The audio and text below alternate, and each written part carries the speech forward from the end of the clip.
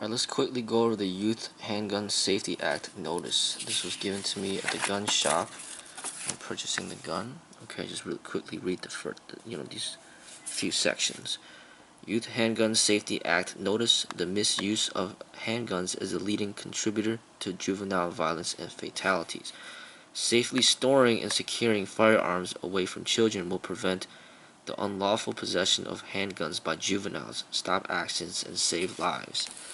Federal law prohibits, except in certain limited circumstances, anyone under 18 years of age from knowingly possessing a handgun, or any person from selling, delivering, or otherwise transferring a handgun to a person under 18.